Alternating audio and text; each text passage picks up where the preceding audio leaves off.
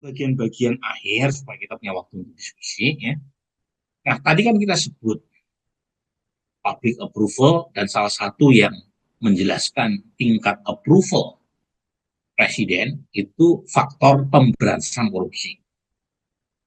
Nah, kita masukkan institusi-institusi lembaga hukum, termasuk juga lembaga-lembaga politik secara umum. Ya.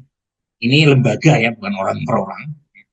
Misalnya kalau kita tanya di sini presiden di sini menunjuk pada institusi presiden, bukan presiden secara personal, meskipun dalam konteks ini juga nggak bisa dipisahkan. Itu kemudian TNI, kemudian ada beberapa lembaga penegak hukum, kejaksaan, kemudian PK, pengadilan, Polri yang kita masukkan, termasuk lembaga-lembaga yang lain, MK, DPR, MPR, DPD, partai politik. Presiden ini konsisten dengan sebelumnya, tingkat trust terhadap institusi presiden itu 97%, dan ini kali pertama kita menemukan tingkat trust terhadap presiden itu menyalip TNI. Jadi ada di slide berikutnya. TNI ada di peringkat kedua, 94%. Kejaksaan ada di peringkat ketiga. Ya, ini tepatnya 78,9%. Tapi kita bulatkan ini ya, jadi 79%. 13% yang mengaku sangat percaya terhadap kejaksaan dan 66% yang mengaku cukup percaya kepada kejaksaan. Tertinggi ketiga di antara banyak lembaga negara kejaksaan.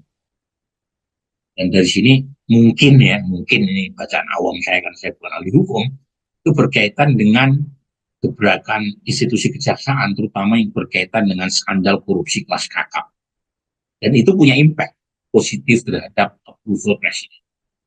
MK ini menarik, MK di bulan Januari itu berada di peringkat keempat dengan perolehan public trust mencapai 75%. Dan ini pulih dibanding akhir tahun 2023. Pada saat itu approval MK drop di peringkat 3 paling bawah. Mungkin nggak bisa dipisahkan dari keputusan kontroversial nomor 90. Waktu itu kita rilis juga ketika MK mengalami penurunan trust di mata publik. Tetapi pelan tapi pasti MK mengalami kenaikan. Mungkin berkaitan dengan putusan-putusan MK belakangan yang progresif ya. Presidensial tersebut.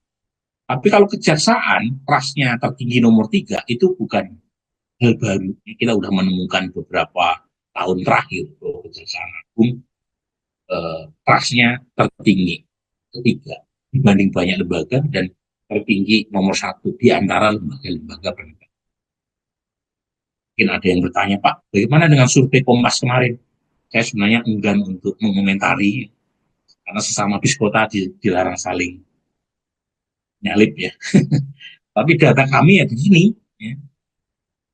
Kemudian MPR, kemudian DPD, KPK, ada peningkatan. KPK sempat terpuruk, ya, tetapi ya tetap berada di bawah kejaksaan, MK, MPR, DPD. Pengadilan ini turun nih pengadilannya. Sebelumnya ada di peringkat keempat ya.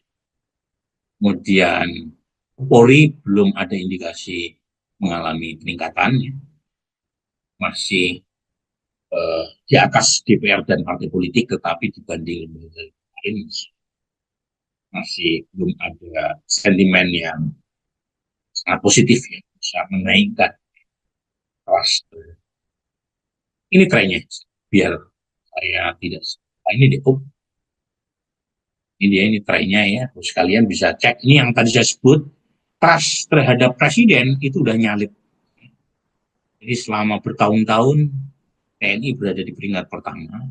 Kemudian trust terhadap kejaksaan itu sejak beberapa tahun terakhir udah peringkat pertama. Meskipun selisihnya memang agak tipis, terutama pengadilan. Tapi pengadilan ini drop. Nah, terus kalian bisa membayangkan, mungkin Profesor Suparji nanti yang lebih otoritatif ya menjelaskan. Banyak isu yang kurang positif ya. Penangkapan panitra ya. MA yang menyimpan uang sampai 1 triliun. Dan beberapa putusan hakim yang kontroversial, yang membebaskan atau bahkan memberi keringanan buat koruptor kelas kakap ya. Itu kelihatan turunnya di sini. Yang lain trennya positif, polisi agak meningkat tetapi masih di KPK juga naik, KPK naik meskipun lagi-lagi masih di bawah M.